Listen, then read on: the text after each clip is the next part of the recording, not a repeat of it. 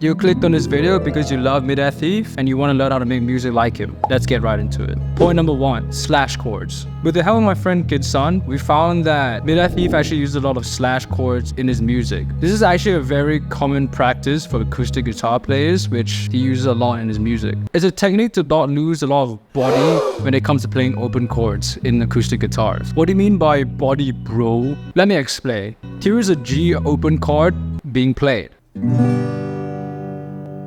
And here's a D major open chord.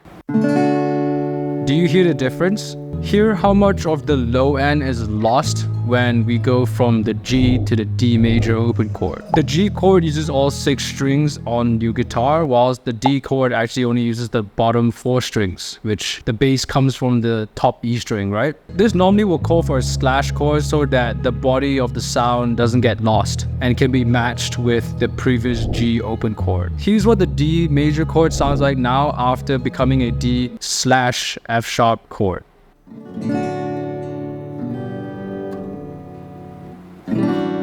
With this in mind, I primarily use this chord to come up with the loop that you're going to hear right now.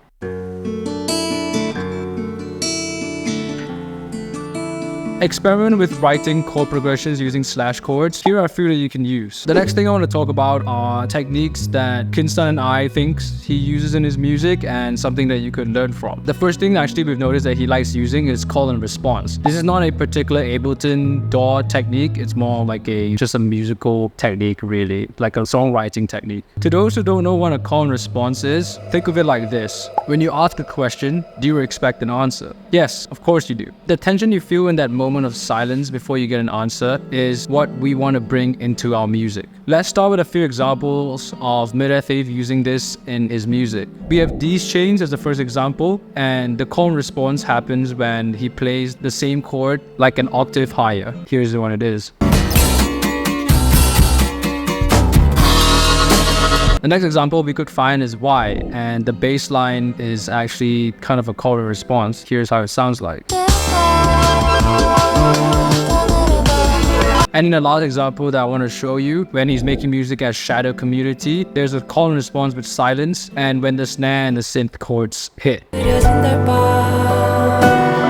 The reason why this is a call and response is because chords are normally played on the downbeat. It's the 1 of every beat. But in this song, the chord is being played on the 4, which is not the downbeat, especially since this song is actually in 6/8, not in the standard 4/4. I suggest you use call and response in your music. The next thing I want to talk about is having ear candy. To make music more interesting to listeners, producers add something called ear candy to their music. It normally consists of small elements of percussions or just sounds that create a texture in your music. Mid-Air Thief does this a lot in his music. And there are a few ways you can achieve this like him. Just quickly, I'm currently giving out free 30-minute consultation calls. I want to find out your pain points as a music producer, be it in music production, business, or even social media growth. If you're interested in that, links in the description, and I'll see you in the call. Back to the video. With delay, you can create these weird pitch-y sounding sounds. I don't know how to explain. Which you kind of hear throughout Mid-Air Thief's music. The way the acoustic guitar kind of flutters and changes key. Here's an example of what I mean in these chains. Just a heads up, I think this is just a very good way for you to use delay to create like glitchy textures. I don't know if this is exactly how he does it. This is how we found a workaround to getting something like similar. Here is the Ableton No Bullshit guide.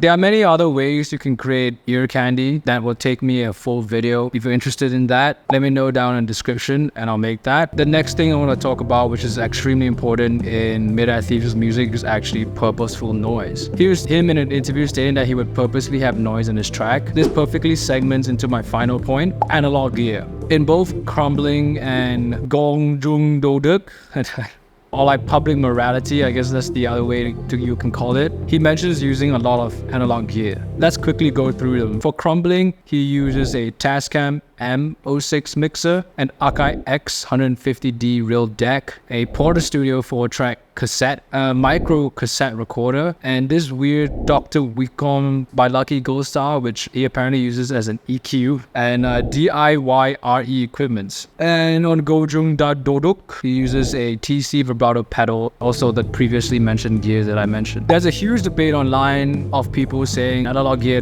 doesn't mean shit, all you need is plugins. Both Jen and I don't have access to equipment like Real Deck, for example, because they are expensive-ish. Kingston does actually have access to a cassette recorder. The specific cassette he's using it is the Maxell XL290, and here's the result of him running through the acoustic guitar loop from earlier.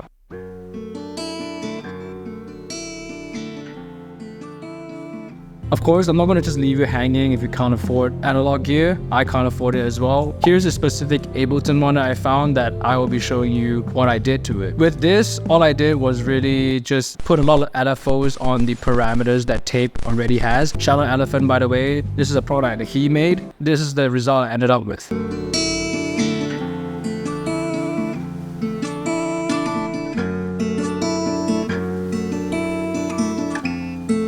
Of course, I don't think it sounds as organic as you would buy an actual real deck. We make do with what we have, right? In interviews, Midair Thief actually states that he would stretch the tape even longer. I don't know how he would do that or how anyone would do that. I assume that once we have real decks, we can learn from that. Yeah, that's how he makes all his weird flutters and stuff. Like he uses actual real decks to like manipulate the sound. If you like, here are a few other tape emulators that I found online. Just so you know, I've not tested them. I've only tested the Elephant's tape Ableton rack. That's it for the video today. I hope you learned from this. Since we are a tight, small community of music nerds who like weird experimental music like Midair Thief, if you found any other techniques that you think Midair Thief uses in his music, comment them down below and let's learn from each other. Thank you very much again for watching, and I'll see you in the next one.